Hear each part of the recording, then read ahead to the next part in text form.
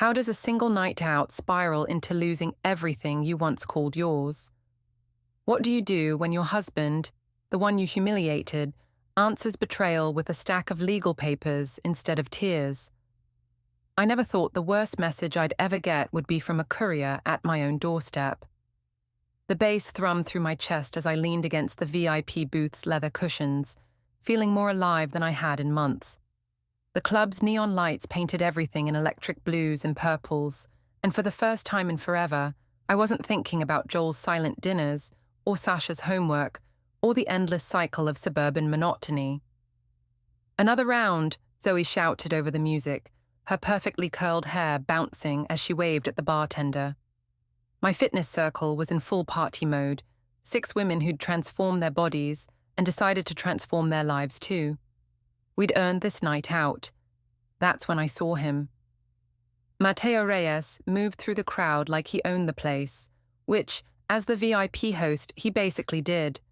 Tall, dark hair slicked back, wearing a suit that probably cost more than Joel made in a month. When he smiled at me, something electric shot through my system. "Ladies having fun tonight?" His accent was slight but noticeable, adding to his charm. "The best," I replied, surprised by how breathless I sounded. Zoe nudged me, grinning. "Lysandra's married, but she's allowed to look." "Just looking never hurt anyone," Matteo said, his eyes never leaving mine. "Can I buy you a drink? Something special from the top shelf?" I should have said no. Should have remembered the gold band on my finger, the 9-year-old daughter sleeping at home, the husband who fixed phones all day and barely looked at me anymore. Instead, I heard myself saying, "Why not?" The champagne was expensive, bubbly, perfect. Matteo was attentive in ways Joel hadn't been in years.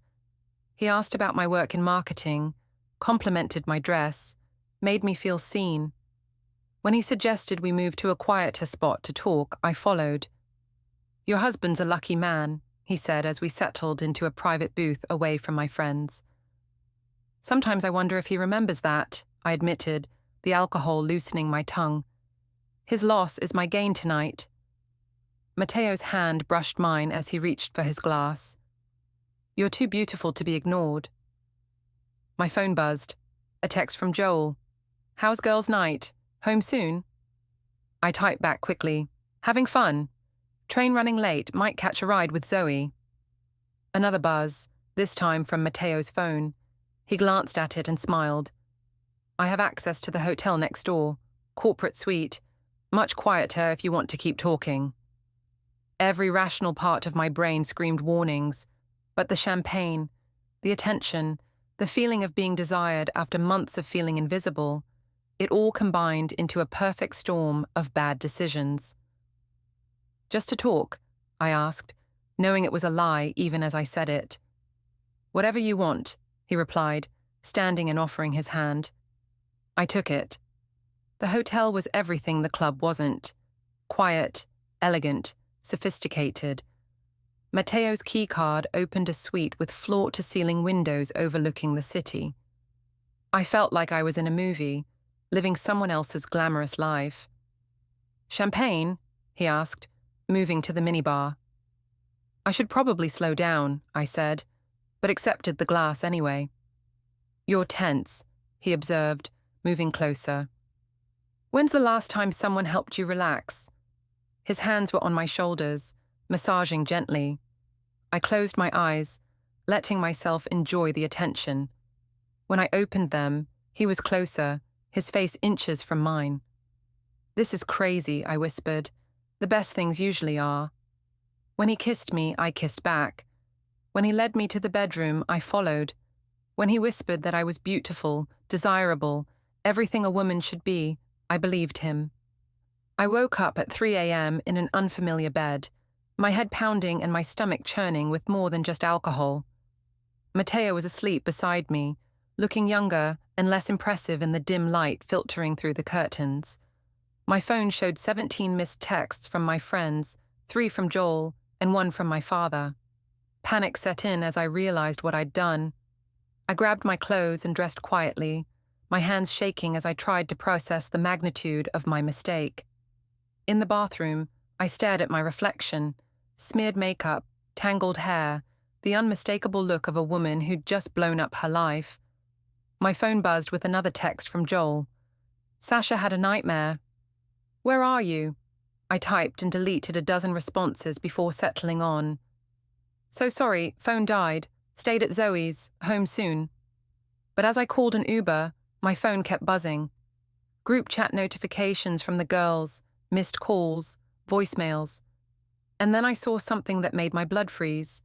A notification that photos had been uploaded to my cloud storage. Photos I didn't remember taking. Photos of me and Matteo at the club, in the hotel hallway, images that told the entire story of my betrayal. My finger hovered over the delete button, but the damage might already be done. Joel had access to our shared cloud account. He could have seen everything. The Uber ride home was a blur of panic and desperate planning. I'd tell him my phone was hacked, that someone else took the photos, that it was all a misunderstanding. But when I walked through our front door at 4:30 a.m., Joel was sitting at the kitchen table with his laptop open, completely dressed despite the early hour. He looked up at me with an expression I'd never seen before. Not anger, not hurt, but something far more dangerous. Cold calculation. We need to talk, he said quietly. My phone buzzed one more time. A message from Zoe. Liz, I'm so sorry. I didn't know Joel had access to the group chat. Please call me. My stomach dropped as I realized the full scope of what I'd done. It wasn't just the photos. It was the messages I'd sent to the girls, bragging about feeling alive again, about the handsome stranger who made me feel young. Joel had seen everything. Sit down, Lysandra. Joel's voice was eerily calm, which scared me more than shouting would have. I'd been preparing for tears, accusations, dramatic confrontations. This felt like walking into a business meeting where I was about to be fired. Joel, I can explain. I'm sure you can. He turned his laptop screen toward me. But first, let me show you what I've been looking at for the past 2 hours. The screen displayed a folder labeled Evidence 11-15-2023, containing dozens of files. Screenshots of text messages, photos with timestamps, location data, credit card notifications. My entire night of betrayal, laid out like a forensic investigation. You screenshotted my private messages. I tried to inject outrage into my voice, but it came out shaky. I didn't need to.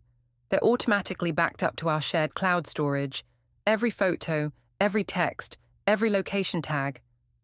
Joel's fingers moved across the trackpad with the precision of someone who understood technology far better than I'd ever given him credit for. This one's interesting. A photo filled the screen, me and Matteo in the hotel hallway, his arm around my waist, both of us clearly intoxicated. The timestamp showed 11:47 p.m., exactly when I'd texted Joel that I was catching a late train home. That's not what it looks like, I said automatically. No, what about this one? A screenshot of the group chat appeared. My own words stared back at me. OMG girls, I'm about to do something crazy. This guy is so hot and he's taking me to his hotel suite. I feel alive for the first time in years. Joel would die if he knew. The message was timestamped 11:23 p.m., 17 minutes before the hallway photo, 23 minutes before I'd texted Joel about train delays. I was drunk, I said weakly. I didn't mean... There's more. Joel clicked to another file. Your credit card was charged at the hotel minibar at 12:15 a.m. Room service champagne, 2 glasses. Then again at 8:30 a.m. for what appears to be morning after purchases from the hotel pharmacy. Each piece of evidence felt like a nail in my coffin.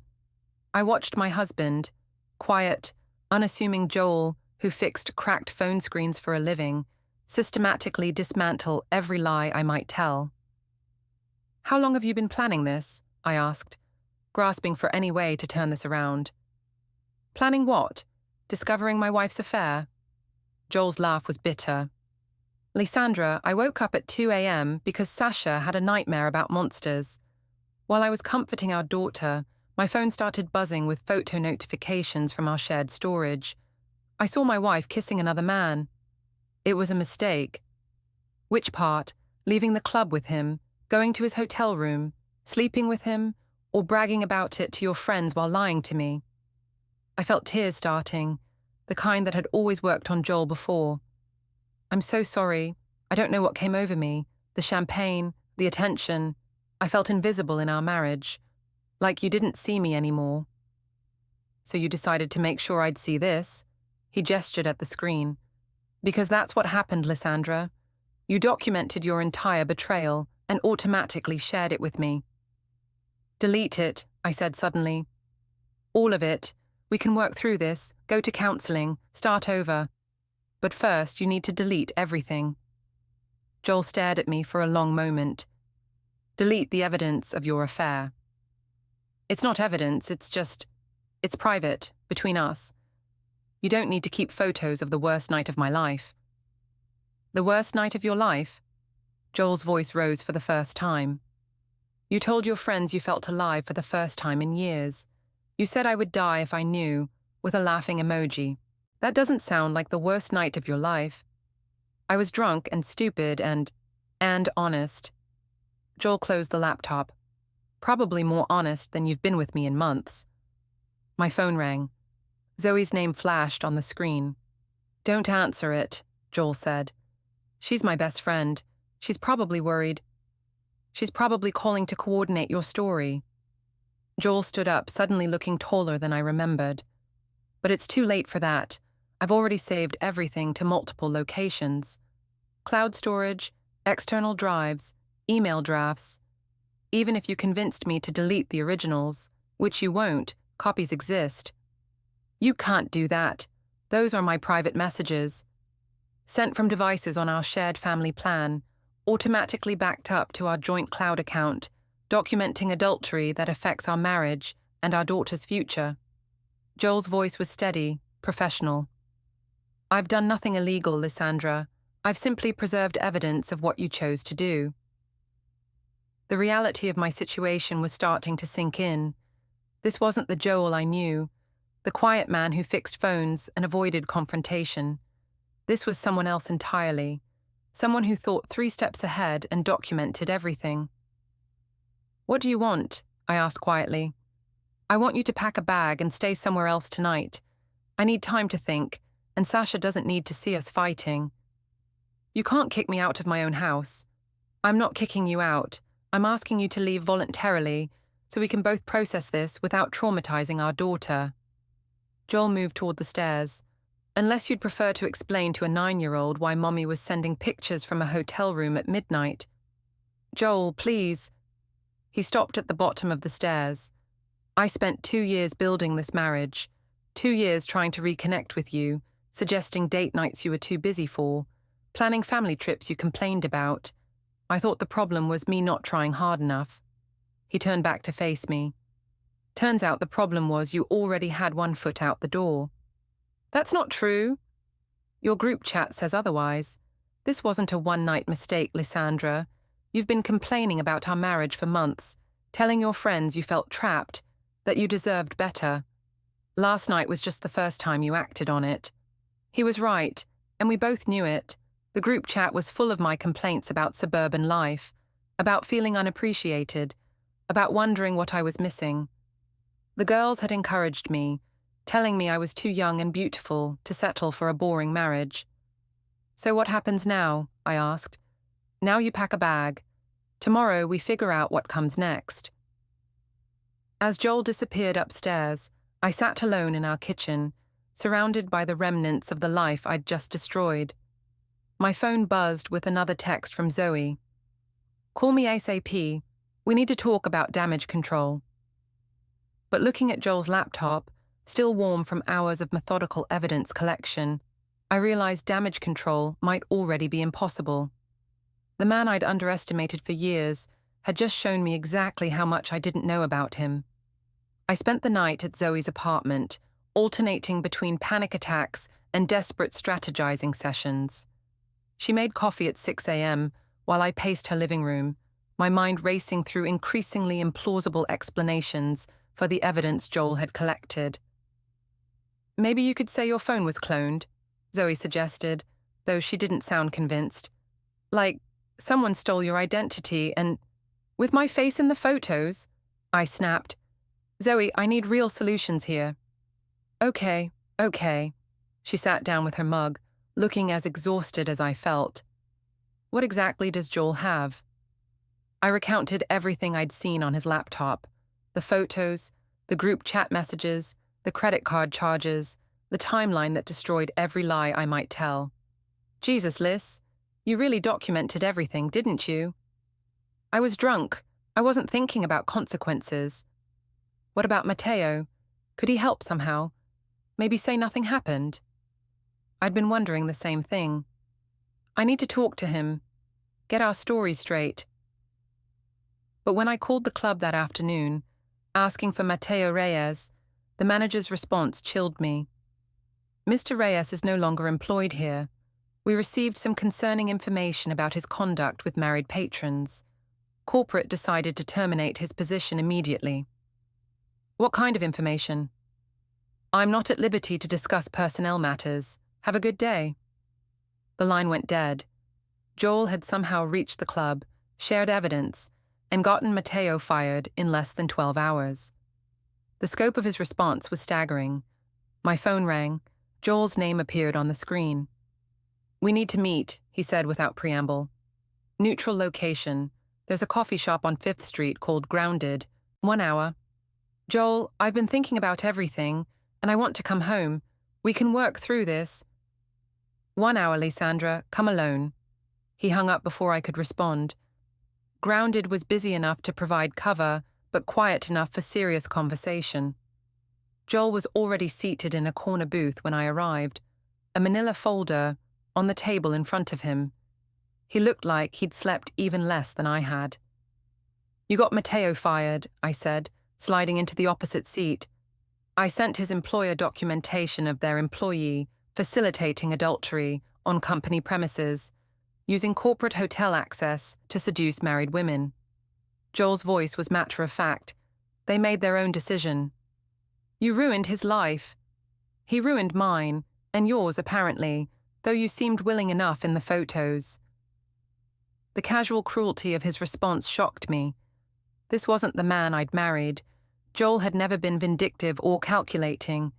He'd been safe, predictable, boring. What's in the folder? I asked. Joel opened it, revealing a stack of papers. Divorce petition, asset division proposal, custody arrangement. My world tilted. You filed for divorce? Already? I'm giving you a chance to review everything before I file. Professional courtesy. He slid the papers toward me. My attorney says this is more generous than most cheating spouses receive. I scanned the documents with growing horror. Joel was claiming primary custody of Sasha, citing my adultery and deceptive behavior. He wanted the house, the cars, most of our savings. I'd get supervised visitation and enough money to rent a small apartment. This is insane. You can't take my daughter. I can and I will. Joel leaned forward. You chose to document your affair, Lysandra. You bragged about betraying your family. You lied to me while I was comforting our daughter. What judge is going to award custody to someone who shows such poor judgment? It was one night, one mistake. One night that you planned, executed, and celebrated. One night that showed me exactly who you really are. Joel pulled out his phone. Your friend Matteo was very talkative when I called him this morning. You talked to him? Before he got fired, yes. Interesting conversation. Apparently you weren't his first married client. The club keeps records of VIP host interactions for liability purposes. You've been texting with him for 3 weeks. My stomach dropped. I'd forgotten about the early messages, the flirtation that had built up to that night. Joel had found those too. He said you told him your marriage was over, that you were just waiting for the right moment to leave, that you'd done this before with other men. Joel's eyes never left mine. Is that true? No, he's lying to save himself. Maybe. But your phone records will tell the truth. I've already requested them through my attorney. You can't do that. I can in a divorce proceeding, especially when adultery is alleged. Your call logs, text records, location data, it's all discoverable evidence now. I felt trapped, cornered by a man who'd apparently spent years learning exactly how to destroy someone legally and thoroughly. What do you want from me, Joel? I want you to sign these papers and make this easy on everyone, especially Sasha. And if I don't...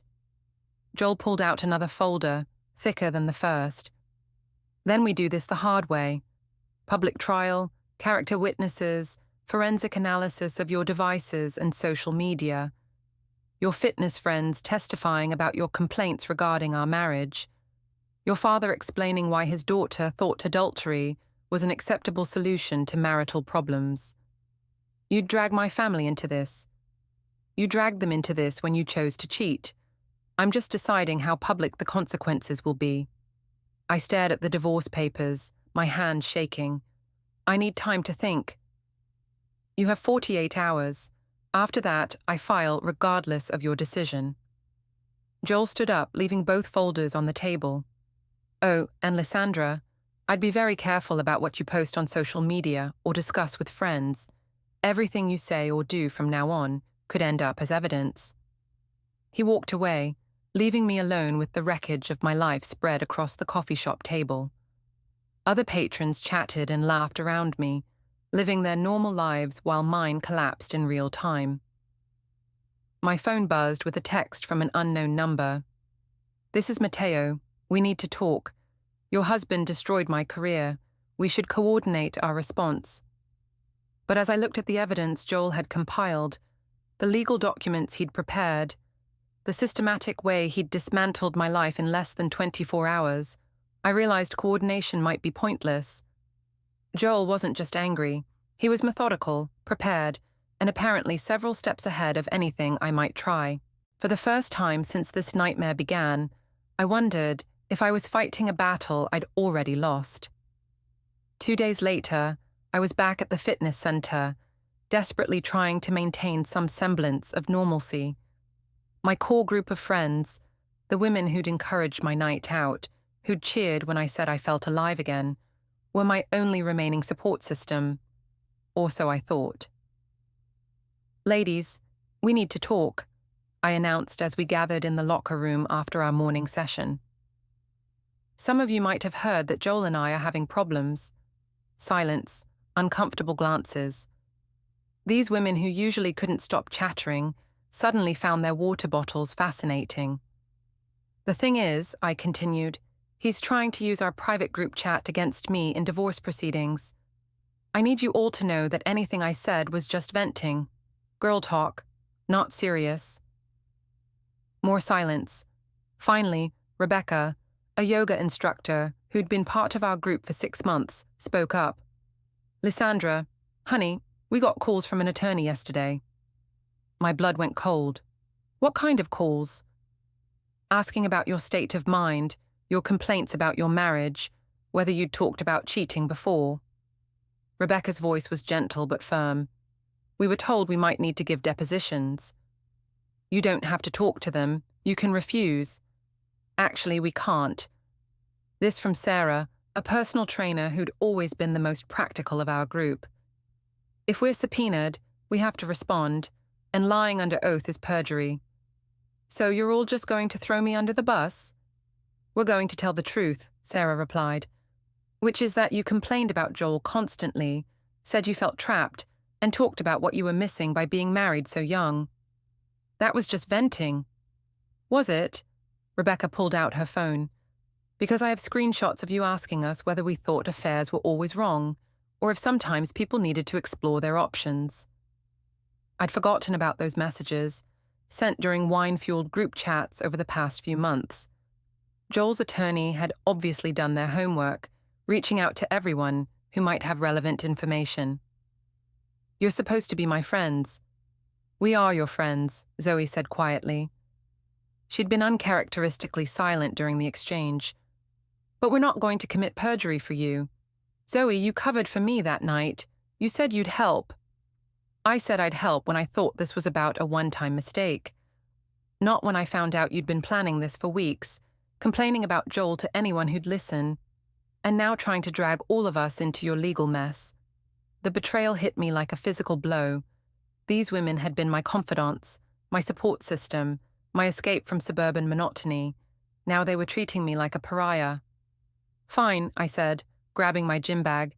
"I can see where everyone stands." But as I headed for the door, Sarah called out, "Lys, wait." I turned, hoping for some sign of support.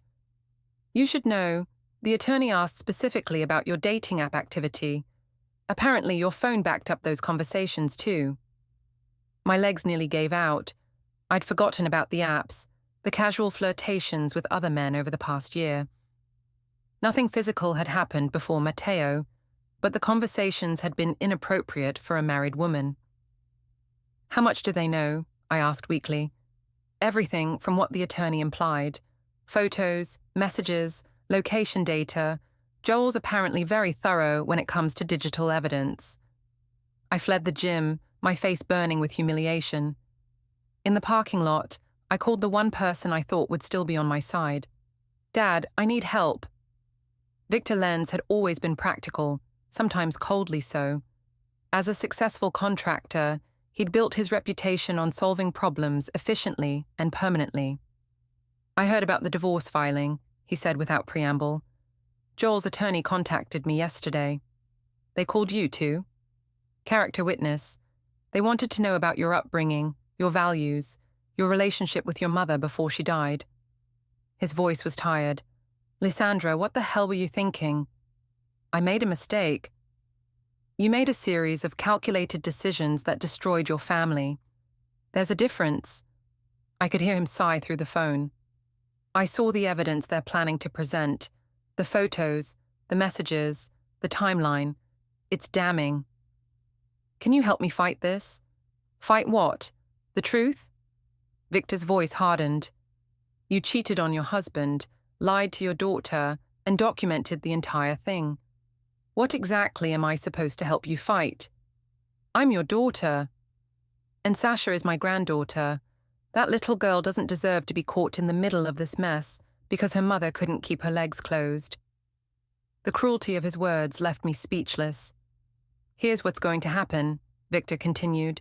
"You're going to sign those divorce papers, accept whatever custody arrangement Joel offers, and try to salvage some dignity from this situation. Because if you drag this through a public trial, it won't just destroy you, it'll destroy Sasha too." "So everyone's against me now?" "Everyone's protecting that little girl from the consequences of your choices. Maybe it's time you did the same." He hung up, leaving me alone in the gym parking lot, surrounded by the wreckage of every relationship I'd counted on. My phone buzzed with a text from an unknown number. "Process server will be at your location in 30 minutes. Please remain available for service of additional documents." Additional documents? What more could Joel possibly have? I didn't have to wait long to find out. The process server found me at Zoe's apartment, where I'd been staying since Joel asked me to leave. The papers he handed me made my knees buckle. Motion for emergency custody hearing. Temporary restraining order. Asset freeze pending investigation of marital waste. Joel wasn't just divorcing me, he was systematically dismantling my entire life, using the legal system like a scalpel to cut away everything I'd taken for granted. And according to the court date listed on the papers, I had exactly 72 hours to prepare a defense against evidence I'd stupidly created myself. The emergency hearing was scheduled for Thursday morning in family court. I'd managed to scrape together enough money to hire an attorney, not a good one, but someone willing to take a case with 3 days' notice and a client who'd documented her own adultery. "I have to be honest with you, Mrs. Vey," said David Palmer, a tired-looking man in an ill-fitting suit who practiced family law from a strip mall office. "This is not a winnable case." We were sitting in a conference room that smelled like stale coffee and broken dreams, surrounded by boxes of evidence Joel's attorney had provided during discovery. My entire life, reduced to exhibits labeled A through Z and beyond. "There has to be something we can do," I insisted. "Challenge the evidence, claim privacy violations, something. The evidence was legally obtained from shared accounts and devices. The photos were automatically uploaded to cloud storage you both had access to. The text messages were sent from a phone on your family plan. Palmer flipped through the documents with the enthusiasm of a man reading his own obituary. Your husband's attorney is Margaret Chen. She specializes in high-asset divorces and has a reputation for being absolutely ruthless. High-asset? Joel fixes phones for a living. He also apparently owns the building his shop is in, has substantial savings, and has been planning this response for longer than you realize. Palmer pulled out a financial disclosure form. Did you know your husband has been consulting on data recovery for law enforcement? That he's certified in digital forensics? I stared at the document. Joel had never mentioned any of this. I'd thought of him as a simple phone repair technician, not someone with expertise in extracting and preserving digital evidence. He's been building a case against you for months, Palmer continued. Bank records show he started consulting with Margaret Chen 6 weeks ago, well before your night at the club. That's impossible. He couldn't have known. About the affair, maybe not the specifics, but about your dating app activity, your complaints to friends, your general dissatisfaction with the marriage. He's been documenting everything. Palmer showed me a timeline that made my stomach churn. Joel had screenshot conversations where I'd complained about our marriage. He'd saved receipts from unexplained expenses. He'd even documented times I'd claimed to be working late, but had actually been out with friends. This is stalking. This is a husband who suspected his wife was being unfaithful and took steps to protect himself legally. Palmer's voice was matter-of-fact. Everything he did was legal, methodical, and admissible in court. So what's our strategy? Palmer leaned back in his chair. Honestly, damage control. We argue for joint custody, push for a more equitable asset division, and hope the judge shows mercy. That's it. Mrs. Vey, you cheated on your husband, lied about it, and created a digital trail that reads like a how-to guide for adultery. Your best friend is prepared to testify that you planned the affair in advance. Your own father told the opposing attorney that you showed poor judgment and moral character. The betrayals kept coming. My father said that. According to their witness list, yes, along with several members of your fitness group and your daughter's teacher, who apparently noticed behavioral changes in Sasha that coincided with the deterioration of your marriage. I felt like I was drowning in consequences I'd never anticipated. Every person I'd counted on, every relationship I'd valued, was being weaponized against me. What about character witnesses for me? Palmer consulted his notes. Your friend Zoe has agreed to testify, but only to confirm the timeline of events. She's not willing to vouch for your character or parenting abilities. She's supposed to be my best friend.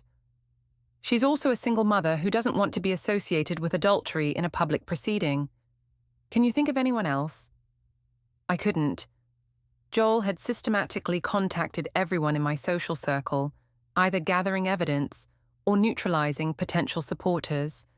It was like he'd studied me for years, cataloging every relationship and weakness. There is one thing, Palmer said reluctantly. We could argue that your husband's response has been disproportionate, that he's engaged in a pattern of harassment and intimidation designed to coerce you into an unfavorable settlement. Is that true? Possibly, but it's also exactly what I'd do if I were in his position and had access to this kind of evidence. Palmer closed the file. Mrs. Vey, your husband isn't just angry.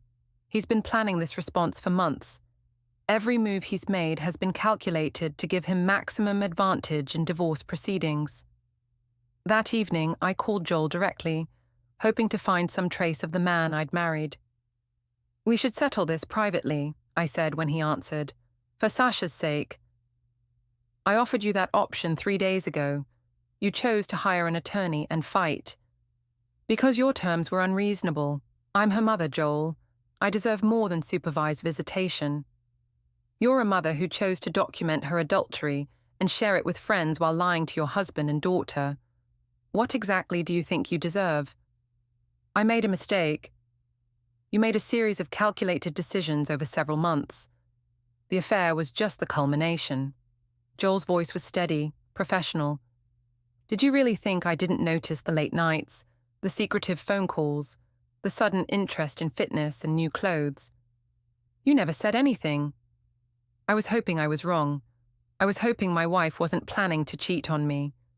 But I'm not stupid, Lysandra. I know what digital footprints look like, and yours showed someone preparing to have an affair long before you met Matteo. So you set a trap. I documented evidence of what you were already doing. If you'd chosen differently that night, if you'd come home to your family instead of going to a hotel with a stranger, none of this evidence would matter. Joel, please, we can fix this. Go to counseling. Start over. I don't want to fix this. I want to protect my daughter from a mother who thinks adultery is an acceptable response to marital problems. The line went dead, leaving me alone with the realization that the man I'd underestimated for years had been quietly preparing for this moment, and I was about to find out just how thoroughly he'd outmaneuvered me. The courtroom was smaller than I'd expected, but packed with more people than I'd feared. Joel sat with his attorney at the plaintiff's table, looking calm and professional in a dark suit I'd never seen before. Behind him sat his mother Miriam, my father Victor, and several other faces I recognized, character witnesses prepared to testify against me. Judge Patricia Morrison was a stern-looking woman in her 50s who'd apparently seen every kind of family drama imaginable. She reviewed the case files with the detached efficiency of someone who dealt with broken marriages every day. This is an emergency hearing regarding custody and temporary support in the matter of Vey versus Vey, she announced. Mr. Chen, you may present your client's case.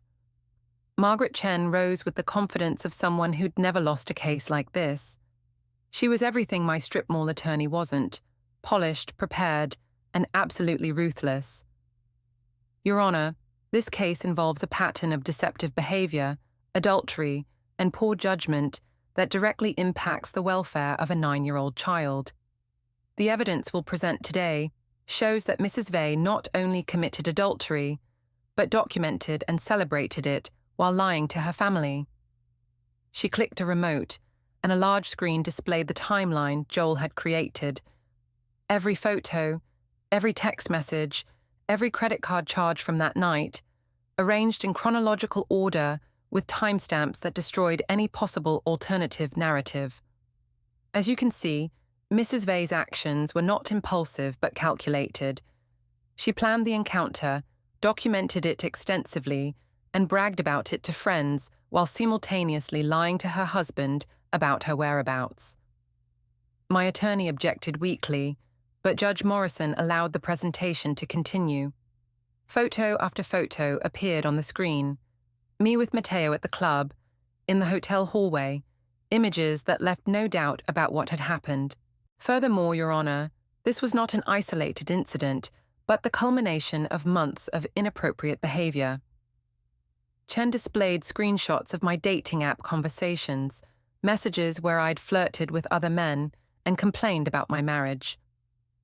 The respondent told multiple people that she felt trapped in her marriage and deserved better.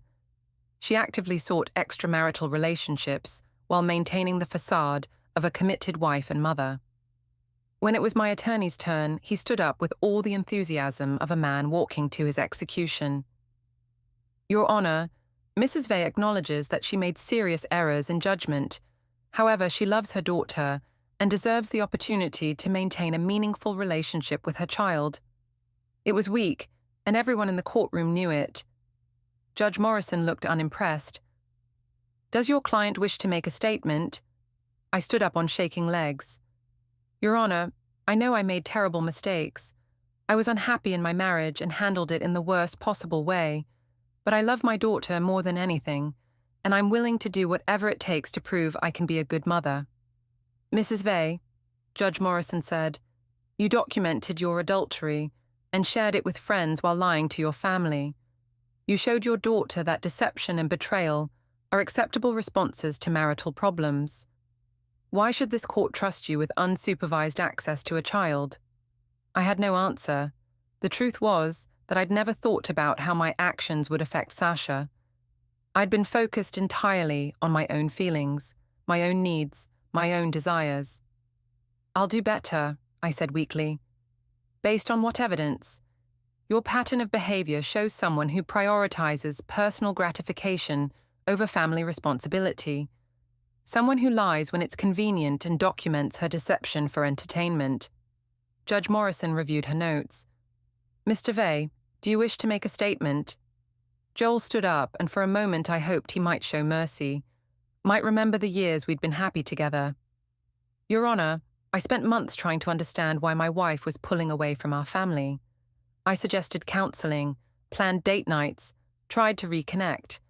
Instead of communicating her concerns, she chose to seek validation from other men while maintaining the pretense of a committed marriage."